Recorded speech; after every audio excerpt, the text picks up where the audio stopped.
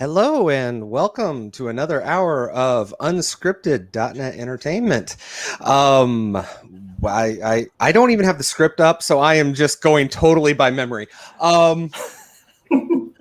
Yeah, something about we prescribe healthy choices. But if you are following us for medical advice, I'm telling you right now, that's probably a bad idea.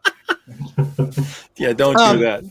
I'm your host, Cam Soper. I am joined by my co-hosts, David Pine and Luis Quintanilla, sorry. And we are here with our guest this week, Robert Rozas. Robert, can you please tell us a little bit about yourself? Hi guys, my name is Robert Rozas. I am from Chile in South America. I am a senior customer engineer working at Microsoft. And I'm currently working with open source technologies, containers, and mostly orchestration. So I am the open source guy here in Microsoft Latam. And thank you for having me, guys. Oh, it's our pleasure. We're always happy to have international guests join us. It's very cool that you could join us today from South America. Want to dive into the checkup, guys? Let's do it.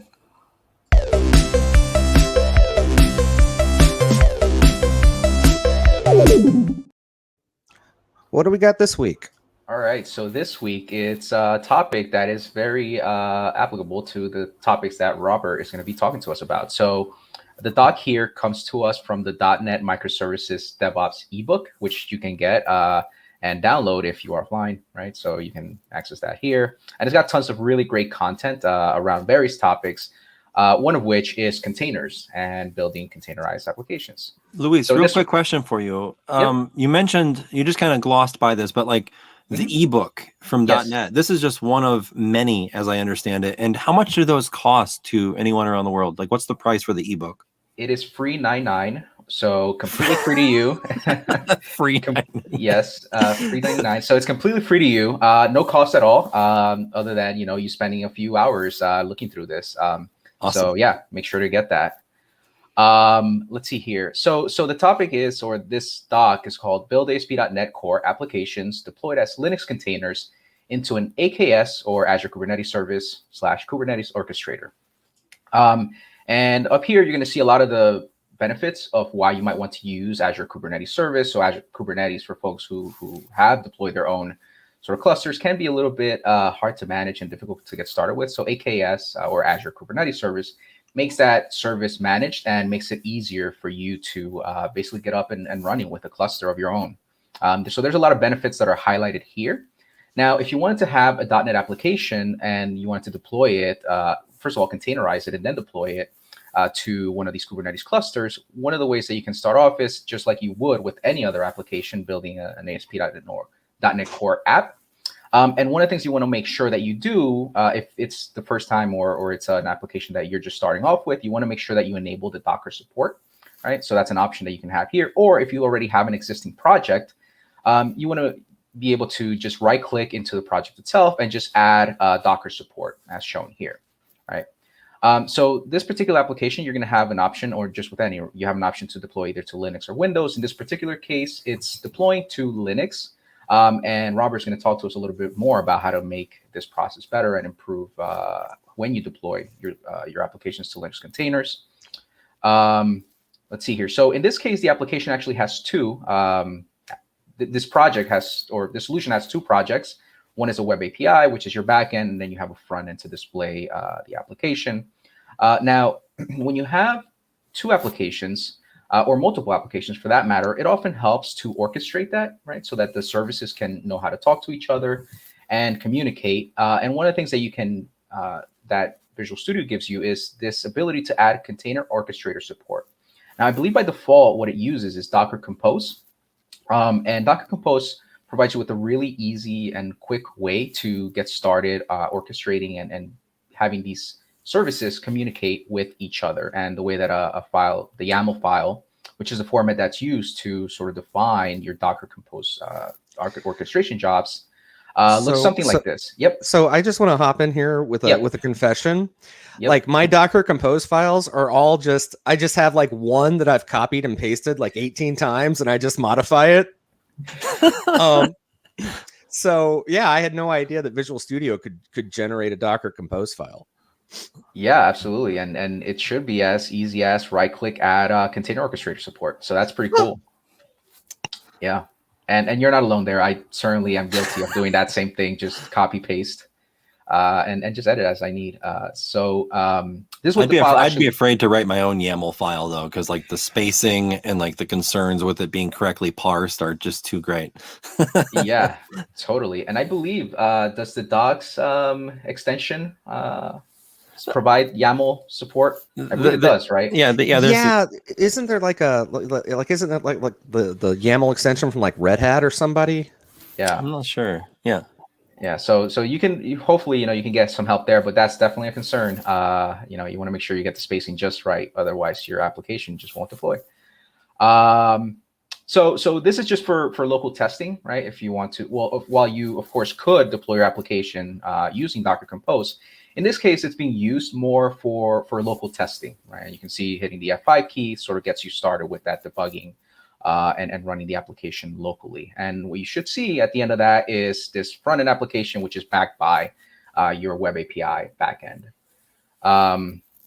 So that's that. At this point, you've sort of tested your application. You made sure that it's in a container. So what now? What if you want to deploy this to the cloud, say Azure Kubernetes service? Well, in that case, one of the things you could do is you can take your images, right? Your applications, package it into a Docker image.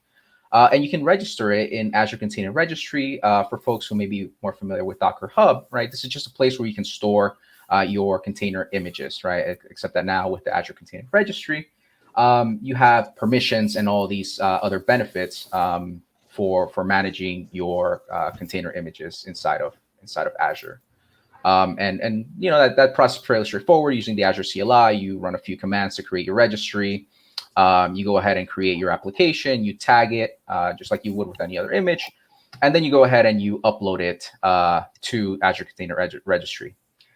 At that point, once you have your image up on the Container Registry, you can then use another YAML file. In this case, the YAML file is for orchestrating your Kubernetes job. And you're going to see it looks very similar to Docker Compose, but it has some slight differences. But in this case, you're creating a deployment both for your web API and for your web app. And you're going to see in this case, the image that it's using to build these containers is the one that was registered in the Azure Container Registry. At that point, you sort of define other things, these services, which allow you to expose these applications to outside of your network and be able to communicate it via HTTP. And once that's done, you just go ahead and apply the changes as specified inside of your YAML files, which eventually gets your application deployed to the web. And then, of course, you can manage it and do all sorts of things using the Azure Azure Kubernetes service and the Azure CLI. So make sure to take a look at this doc. It's fairly involved, and there's a lot of steps. But again, if you're familiar with these types of workflows, it should look fairly familiar to you. Now, correct me if I'm wrong, and I'm gonna put this question out to you and Robert, because I've done some orchestration out on AKS, but what we've done out there has all been in Helm, right? So like the file you just showed is an alternative to a Helm template. Is that correct? It's more like a complement. Okay. Yeah, you can actually use your YAML files to create your Helm chart, for example. And the Helm chart basically, in the template folder, and you have your base of your chart created using those YAML files. Yeah, because I think with these YAML files, right, what you're directly just defining what the API, and in this case, it's a version 1 of the Kubernetes API, kind of what it expects. But what do you get? Kind of following up on what Cam asked, what do you get when you create a Helm chart that these templates here might not give you? Yeah, it's for example, you can create a Helm chart using the create command, and that is going to create a folder with a template chart, and you can use your current YAML files to overwrite the files in the template folder. Then you can, in your YAML about the helm chart, you can fill the description of what your chart is going to do once it's deployed. And you can modify the values file to get something more like you can replace variables in runtime in your helm chart. It's more dynamic way. Oh, gotcha. Gotcha. So you can do like runtime configuration, right? Yeah. As opposed to this, where every time you want to make a change, right, you have to run the kubectl or kubectl. Let us know how you pronounce that in the chat. This apply, right? The kubectl. I'll call it kubectl. I call it kubectl too. It sounds like cute, like cute cuddle. Well, and I'm always like, and I always picture like a cuttlefish, right? Totally. Or maybe control, like CTL kind of reminds me of like the control key, almost like cube control, apply Cube these control. things. Yeah, that sounds a little bit better. Cube control. I like that. Let's just keep making fun of this for the rest of the show. Let's do it. So make sure to check out this doc if you're interested in learning how to deploy these apps. The banner down there, aka.ms/ASP.NET-Linux-8KS. And with that, should we move on to the hallway track?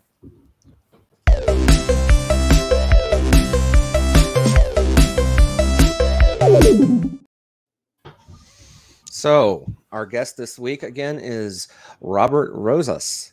And Robert, I believe the topic this week was optimizing Linux containers the right way. So I imagine I'm going to find out I've been doing it the wrong way. No.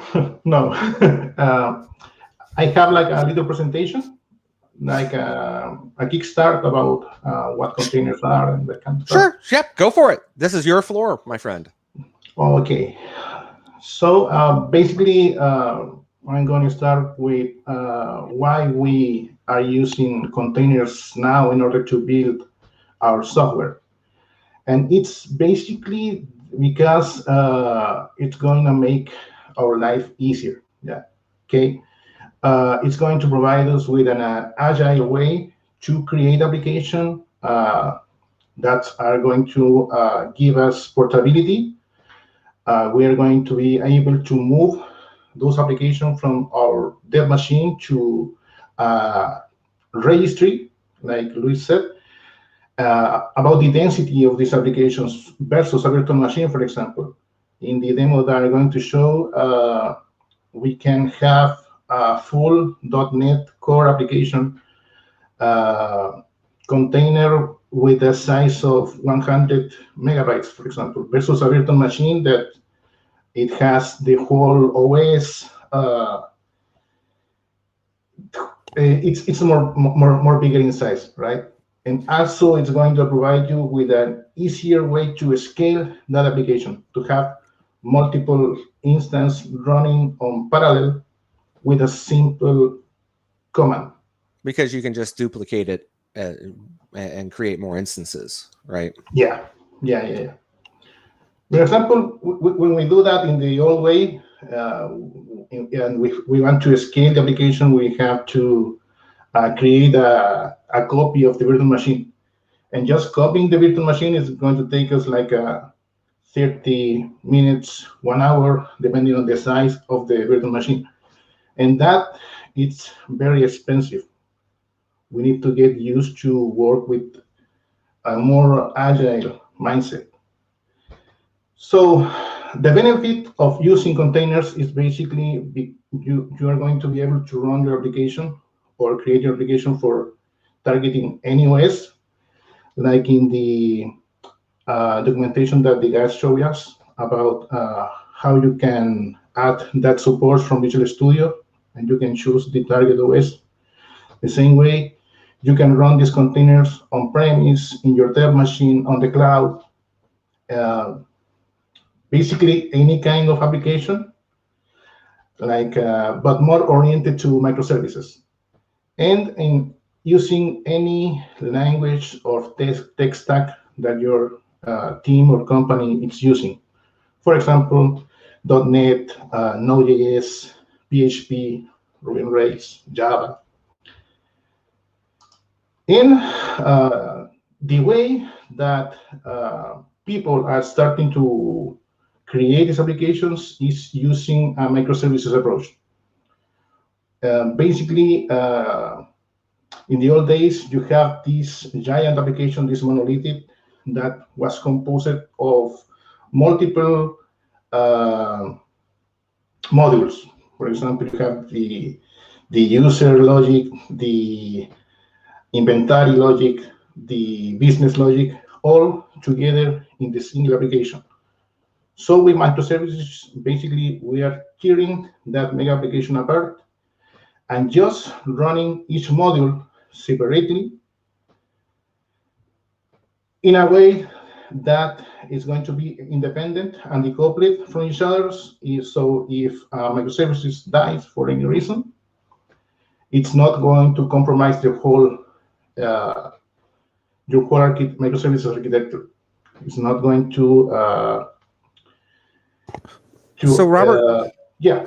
I'm sorry, I didn't mean to interrupt. Let me ask you a question then. So you're saying that in the microservices approach, you separate the concerns basically into their own individual application, basically the containerized application. And what you were saying on like the previous slide, so each one of those containers has the full like instructions as to what it takes to build that machine, right? Yeah. Okay, so basically you're running each one of those microservices is running its own Linux kernel and its own copy of the application and all that, right? Yeah, And do they communicate? How do they communicate with each other? It's how do they communicate with each other? For example, when we work with containers, or when we work with orchestration, we have something called the service discovery. So basically, you're going to create a service to expose traffic to your application. And internally, the orchestrator is going to have some kind of name. It's composed by the service name, the namespace, .service.cluster.local. So using that name of the service, basically every application is going to be able to talk with each other. Oh, so like DNS basically. Yeah. And as a .NET developer working with namespaces, can you say that the use case for containers and Kubernetes is similar, or what does a namespace do for containers?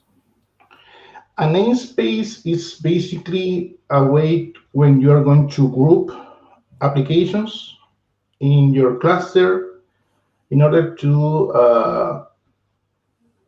achieve an order when you have your containers running in Kubernetes, for example. You can have 1,000 containers running. And you want to have that like a certain order in order to, when you want to check which of my applications are backend application, which application are front-end application. Or you can use, for example, environment. You can have a namespace for development, a namespace for QA, a namespace for staging, for example. You can use a lot of approaches when you create your namespace inside of your cluster, but it's basically some kind of grouping. Yeah. Right. Okay. That makes a lot of sense. Thank you for that, Robert. It seems like the appropriate time to ask this question from one of our guests and friends on Twitch. Eric IODocs asks specifically, what are the advantages of container versus Kubernetes? It's basically, it's a one step further, for example. When you work with microservices before containers, you have to have your microservices running in virtual machines. When containers started to to get all the attention from the developers, for example, they say, oh, using containers is like an easier way to implement this microservices approach. So every people started working with containers, with Dockers, for example, but they hit like a wall. They hit like a wall because if you have more containers running, it's the management of those containers is going to get difficult, and it's going to grow in difficulty. So then the orchestrations, when they started to show, it was basically to achieve all the deficiencies that the container approach has. For example, the orchestration has this feature about self-healing. Using containers alone, if your application gets down, you are going to be the one that has some kind of monitoring approach to get a notification if something like that happens, and have some kind of a script to get that application running again. But the orchestrator, for example, does that for his own. You don't have to implement any logic. The orchestrators are going to detect if an application goes down, and it's going to try to get that application running up again. So what you're saying then is that Kubernetes then steps in as the orchestrator and serves the role of running all these containers and making sure they know how to work with each other and how they're redundant and whatnot. Yeah. Gotcha. So it's a tool that I use to manage multiple containers within my microservices application. This is really just an aside, but I've been thinking about this now for a little while. I've always kind of thought of code as a creative outlet, right? Where you can, it's almost artistic, if you will. And I think that's becoming more and more true with some of the words that we decide as developers to give certain things, like orchestrator and composing, and like, art is code, and it's just crazy. I think that's awesome.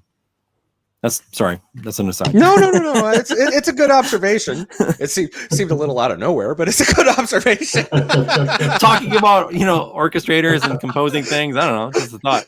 Yeah. Well, anyway, we're sorry to sidetrack you, Robert. Please go on.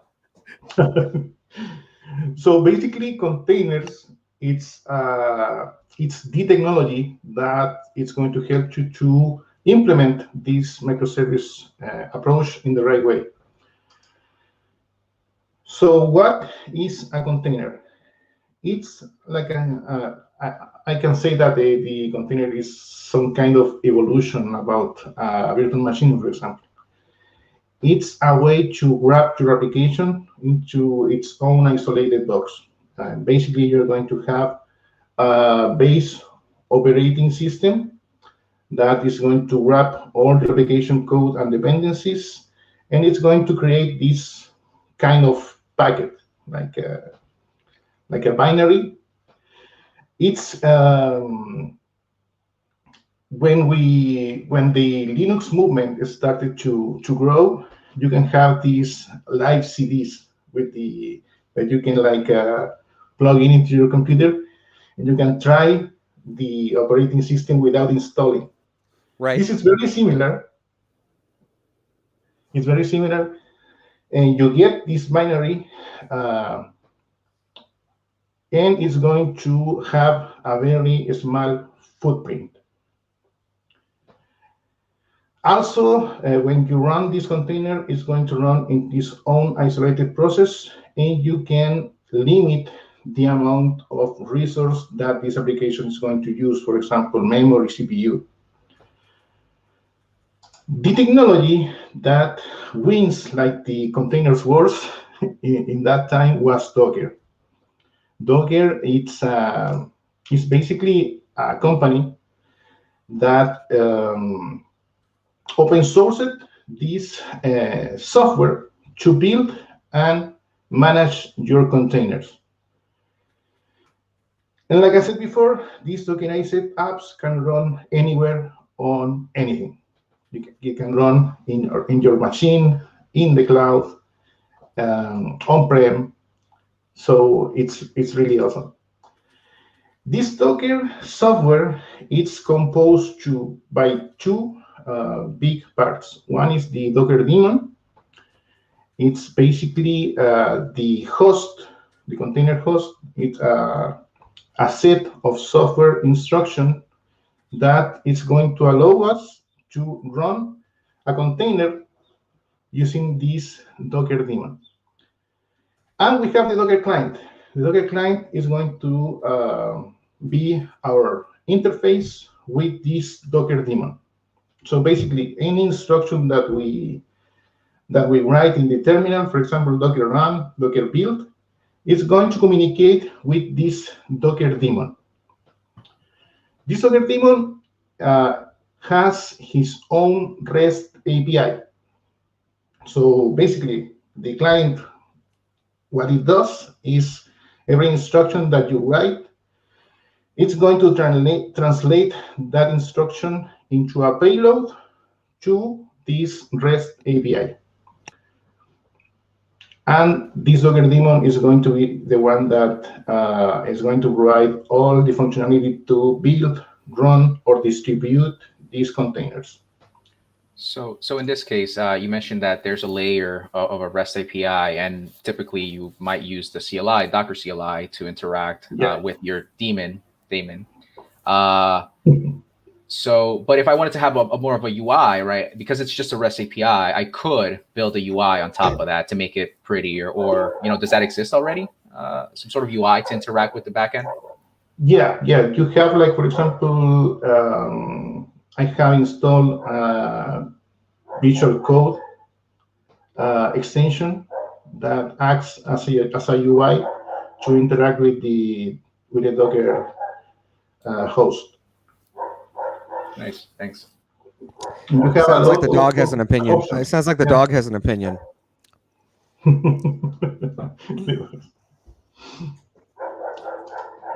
A very strong opinion too. Yeah. We have like basic commands on Docker. We have the Docker run, we have Docker start, Docker stop. We have all this list of commands that you can use to interact with this Docker host.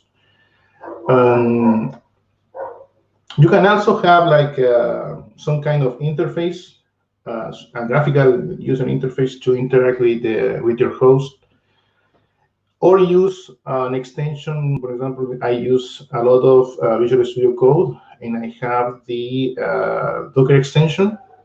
That extension detects like the context that my Docker instance is running off. And also I have the YAML extension that you guys show in with the link of the Red Hat YAML extension. Mm-hmm. And I also have the Kubernetes extension installed in my Visual Studio Code. Robert, we do have a guest real quick, a viewer asking if they might be able to get a copy of this presentation deck after the show. Yeah. I can like create a quick repo on GitHub, and I can guys share awesome. These. Yeah, we'll make sure we share that out. Yeah, keep an eye on our Twitter account this afternoon, and we'll tweet out a link to it. Awesome. Okay, guys. So basically, like I said, the way that all these components interacts with each other is you have the client, you have the host, and you have some kind of registry. You have publics, you have private registries, and you're going to interact with this client with your host. This host can be a remote machine, can be your own machine. For example, if you have installed Docker for desktop, it's going to install a virtual machine with all these pieces, and it's going to connect the client with this host, and you can create your containers. You can push your containers into a registry, for example, the Docker Hub, And you can run these containers in order to test how they are working. So now that we have like a clear image of what containers and what Docker is, an image. We have a clear image. now we're going to have the part of the explanation that is going to be related to my topic today. It's basically how this image gets built.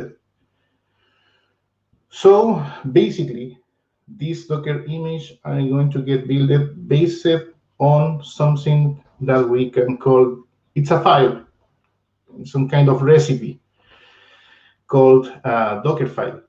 So in this Dockerfile, that it's very similar that the one that we have here, you're going to have a set of instructions. For example, we have a Docker file that has 4 instructions. It says from Ubuntu, you're copying something into a folder inside that Ubuntu image. You are running some commands, and you are exposing your application. So basically, with this, when you build your application using this Docker file, it's going to create this package, this container image. And every instruction in your Docker file is going to represent a layer in the resulting container image. So this is really important when we want to create images that are going to be like created in the right way. Because when you, for example, if we look at the Docker Hub, and you maybe you want to use a netcore, and so you have official images, and you have a lot of images that are created by people like me, like you guys, that they are going to like making their own versions of their image available to the public. So you are going to be like, why I don't use this image, right? They have a lot of downloads, maybe it's safe, maybe not. But most of the time, you don't know how these images are built. What do they have inside? Yeah, that's what I was going to ask. I just, as a general rule of thumb, just don't download random stuff off the internet. So how can I be sure? Am I able to inspect and see how these images are built before I download them?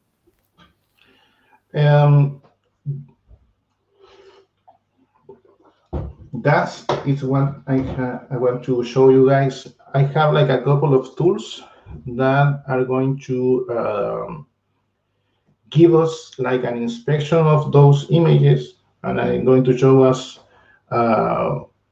layer by layer, like the side of each layer and what do they have inside. But basically, if you have more instructions in your Docker file, the size of your Docker image is going to be bigger. So you need to control how you are creating these images. For example, you can have multiple run instructions in this Docker file. And if you can like put together these run instructions, and your resulting image is going to be thinner than the image resulting when you have multiple run instructions, for example. So based on that, I have a little demo. I have an application Um, a really simple application. It's created in .NET 3.1. And we are going to use this application to build a .NET Core Linux image. But first, we're going to check which option do we have when we are working with NetCore on Linux. And we're going to have a lot of options to work with NetCore on Linux. But basically, the ones that I like the most are these two. We have the Buster version and we have the Alpine version. And basically, I like these images because they have a very light footprint. For example, we have the Alpine image that has a size of 100 megabytes. It's nothing. And we have two flavors. Basically, we have the SDK flavor and we have the runtime flavor, where basically the main difference is that in these images, you have the whole SDK, and here you have just the runtime to run your applications once they are like you have your application compiled. You just run the application, you don't need the full SDK, just the runtime. Now, in this case, this is just the base image, what I'm going to build my application on top of. Is that correct? So if I want to build any application, I'm going to at least, for example, in the Alpine version here, I'm going to at least have something that's 105 megabytes, and then I'll add on to that with my own application. Yeah. On top of that, you're going to paste your code, and it's going to be a little more bigger in size. But so really the benefit though is, with the Dockerfile, you're specifying these different steps and you're kind of, you're building out essentially what it'll end up looking like in the end, your resulting container. But you're also then guaranteeing that it's going to be repeatable. It's going to be the exact same thing, regardless of where you orchestrate and place this container to run. For example, guys, I want to show you this tool. I use it a lot. It's called Dive. And with this tool, you can check like the composition of this base image. For example, we can check the, we can use the command dive, and we use the name of the, for example, this with the SDK, the Alpine version. You can use dive with the tag one Alpine, and this is going to dive inside of the image. I'm going to provide you with all the information about the layers and how this base image is constructed. This is a super helpful tool because I was actually just recently messing around with some containers with the GitHub action work I was doing for .NET specifically. And when I was building my individual layers, I was relayering on top of the .NET SDK my build output from the resulting compilation of my .NET bits. And it was hard for me to kind of visualize what was all on that container. And even the UI of Docker for Windows didn't have all the specifics I was looking for. And I think I ended up landing on Dive here, and this is a great tool. Yeah. This is the first time I'm seeing it, and this is show me more. Show me more.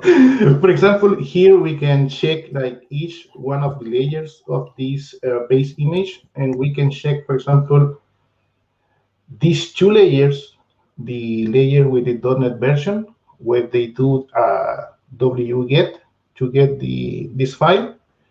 It's adding 77 megabytes to the size of the image.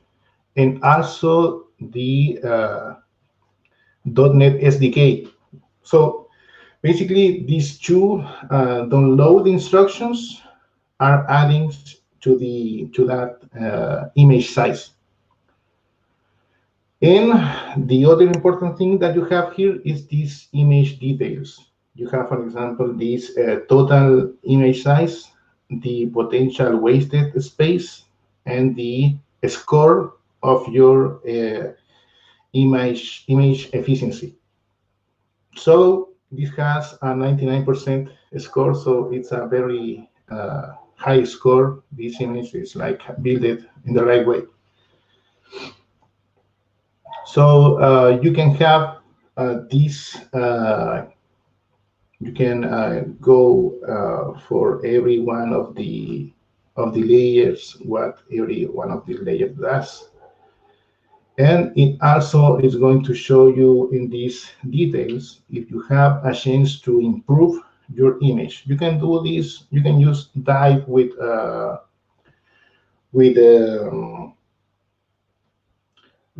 base image or image that we are going to create. For example, I'm going to create I have this application. I'm going to build it. This is very fast. It doesn't take a couple of seconds. So we build the image, and now we're going to write. It's a very, it's just a testing application. You can have image. It's basically created to use on demos with using persistent volumes in Kubernetes. It's working, and you can, for example, check with dive this image, and it's going to give us a score, and it's going to show us if this image is built correctly. So we have a 99 score, so we have a very good created image. And also, another tool that I want to show you guys is this other tools. It's called the Dockify. Mostly, when I work with one of my teammates or with some customers, they have or they are using some image, some custom image, and they don't have like the Dockerfile of this image. So basically, this tool, what it does, it's scan the image and recreates a Dockerfile of that image. For example, we are going to grep. We're going to get this .NET Alpine. I'm going to run.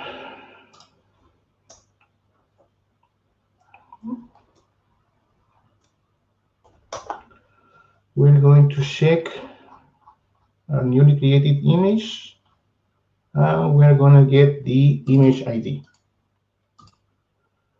So with the Dockify, what I did, I created in my PowerShell profile, I added this function because the way to use this tool is running this long Docker run command.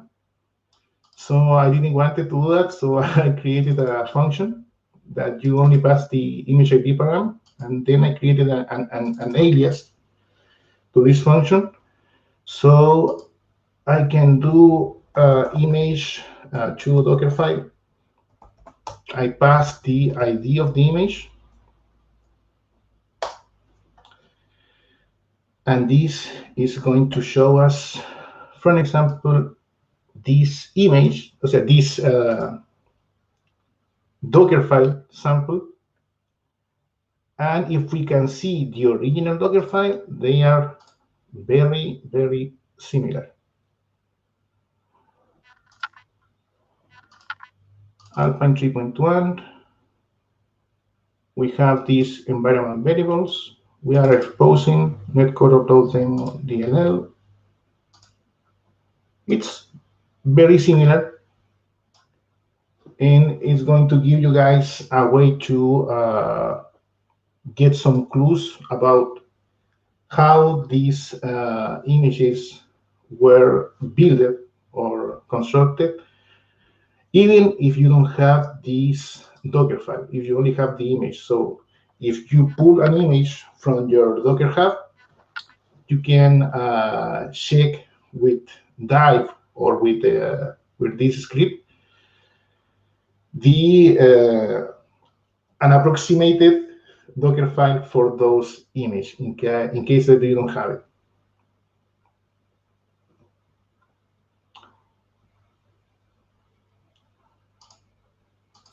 Now, is this only available with publicly available or publicly exposed Docker files, or can you run this on private images as well? Yeah, you can run this on private. Yeah, it's basically, like I said, it's just it's a Docker image, so you can pull this Docker image into your computer and you can work with if you're connected to a private registry like an Azure Container Registry, you can use this image to scan those images in order to get the Docker file. So we had a comment from a viewer that he said running a Docker container to deconstruct another Docker image is the most 2021 thing I've seen today. I like that comment.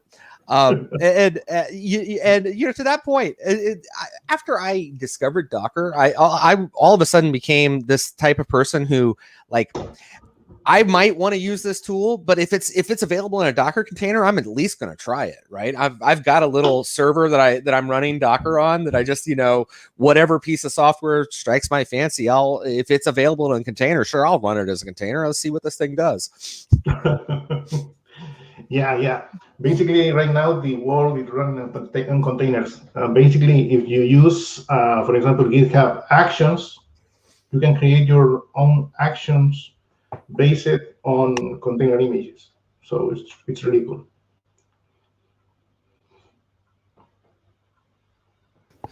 So did you have anything else that you wanted to show us as far as your tools there, or? Yeah, no. I do have a question though. So I wanted to make sure that this is more directly addressed, and I think it kind of alludes back to some of the different layering aspects.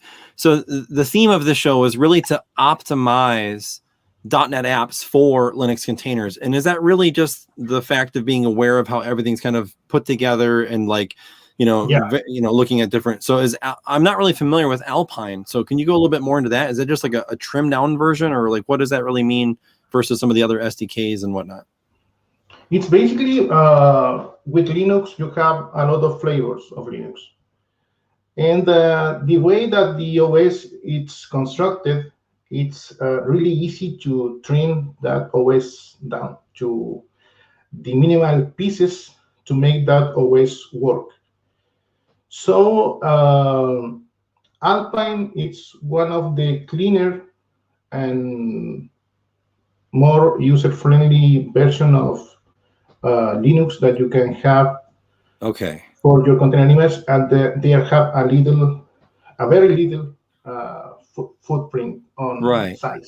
Yeah, that makes a lot more sense. So it's a super slim Linux image that can be used as your base is what you're saying. 10 gigabytes, something like that. Yeah, between 10 and 20 megabytes. Yeah. Wow, that's awesome. So in terms of optimizing it, and once you become aware of these layers, one of the things that I think about is, say I'm using Node or something like that. There's some dev dependencies that you have, right? And something that you just after you build your application, that's what you actually end up shipping, right? You don't ship the whole thing. So I'm wondering, are there ways that Docker allows you to make that distinction and say, hey, these are the things that I want to do for my build process, but for release or deployment, I want to do something else. And if so, how would you go about that? For example, here in my, I have my Docker file for the demo application.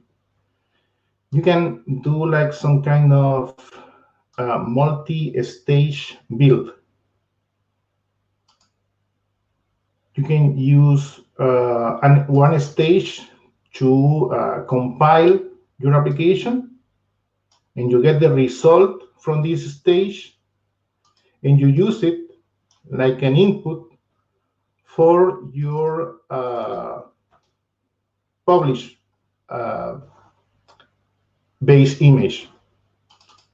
For example, we are using the image with the SDK to compile the application, and just the image with the runtime to run the application. So you can do something like this, multi-stage build of this image. It's almost like relayering, right? Each time where it's like, okay. Yeah. Interesting. So I'm curious, you seem to have a ton of experience with different, containerization efforts. And I would like to know, I mean, you shared some amazing tools. What other tips do you have for developing these locally? Because that's one of the things I've known. Like when I was over in, cognitive services before coming over to the .NET aspect of things, I was working with containers, and my machine was just basically a dumping ground for all the test code and stuff like that. And it was hard. And like, I was writing these little scripts to clean up stuff. And it's like, what have you done to be successful with minimizing how bogged down your machine might become with having what seems to be endless number of different versions of, container images on your box? You need to also make sure that what are these applications running. For example, what I usually do is I have this Docker application running, and what I'm going to do is I'm going to do some Docker exit unit, and I'm inside of the image.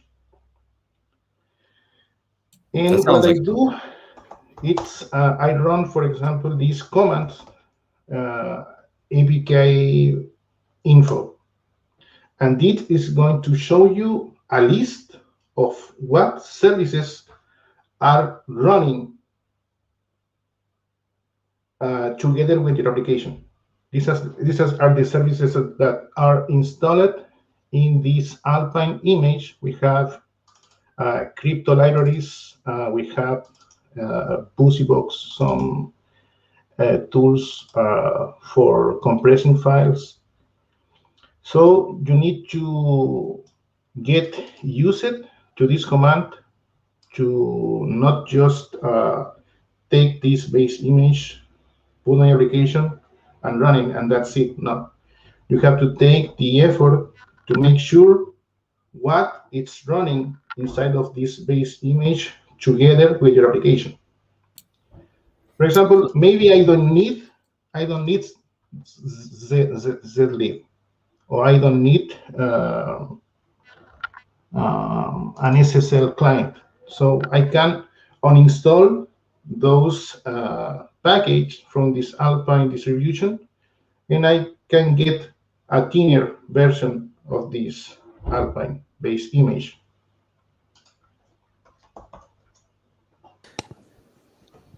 So we just had a question from our viewers that they would like for you to very briefly touch on how network modes in Docker work, because they were talking about how they had some difficulty choosing between the host network mode and the bridge network mode. The Docker network. It's that's another episode altogether, right? We kind of scratched the surface of it earlier today when you were talking about the discovery. They did say briefly, so we could be brief about it. For example, you can use the Docker host, your network of type host. If you want, for example, have an application running in Visual Studio that can communicate with your container instance that is running on Docker. If you want to have those kind of scenarios, you can use the host network driver that is going to use address space that is going to be in the same space that your laptop, for example, is running. And the bridge, it's going to use the a driver that it's going to isolate the network basically on the Docker host. So you're not going to be able to communicate with those. For example, if you're with API, yeah, okay. So if I understand, basically what you're saying is in host mode, the container, and I'm talking in broad strokes. So I got beat up earlier for making a broad generalization about the kernel, and I was wrong. I'll own that. What you're saying, I think, is that in host mode, the container more or less has access to the physical networking hardware, but in bridge mode, there's that bridge layer between the actual host network and the Docker network. Yeah, that's okay. Oh, well, that makes sense. Awesome. Well, I feel like this is like brain overload right now. Like there's so much with like containers and orchestration. And I mean, you didn't even really touch on any of the stuff that our tutorials did, Robert, with like the Azure Kubernetes service and whatnot. We kind of were more bare bones, but there was still so much there. And I really just want to, take a moment to thank you for your time today. And I think this has been a great discussion. We've had a lot of really positive feedback in our chat here. So much appreciated. Oh, thank you, guys. Thank you for the opportunity. Absolutely. So who do we have next week, guys? I think we're having Irina back. Oh, wow, we're getting her back. Her show was a pretty good one. As I remember last time, she was showing us, what was she showing us about APIs last time? I don't remember. So I remember it was something specific about them. It was REST APIs. I think this time she's going to talk about versioning, but before it was just kind of the more underutilized parts of REST. That's what it was. It was the getting under the not utilized stuff. Yeah, and there was a lot I learned in that episode too. Like just like this one, like there's so much. There's a lot there. So I think we're kind of biased though, right? I mean. I will say we luck out, and I'm pointing at Robert here. We get the best guests. We really do. We're just very fortunate that way. All right. Well, with that, I don't have any further thoughts. You guys think we should close it up? Well, I'll throw it to Robert. Robert, do you have any closing thoughts? And should you encourage everyone to go do .NET development with Docker, or any other closing words? Yeah. You guys have to try .NET Core and start building amazing applications using .NET Core and using containers, using Kubernetes. It's the future, guys. Awesome. We did have one other question here real quick from Jose. He's asking, please answer my question. So he says, will Docker be substituted by another container in Kubernetes? That's a really good question. Yeah. The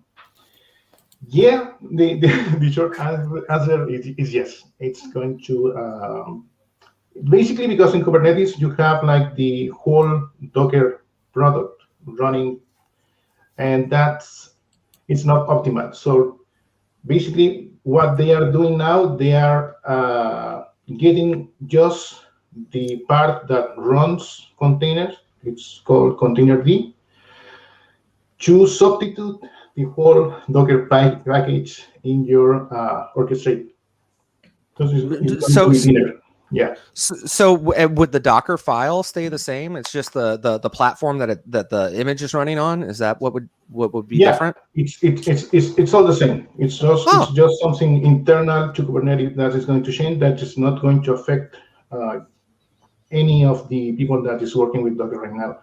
But in the future, and basically because in the open source we have this open container initiative that is going to define a new standard about how you create your containers. We have Podman, for example, or Builda, that are new tools that can create container image based on the open container instance standard. So maybe in the future we are not going to use Docker to build our image. We're going to use Podman, for example.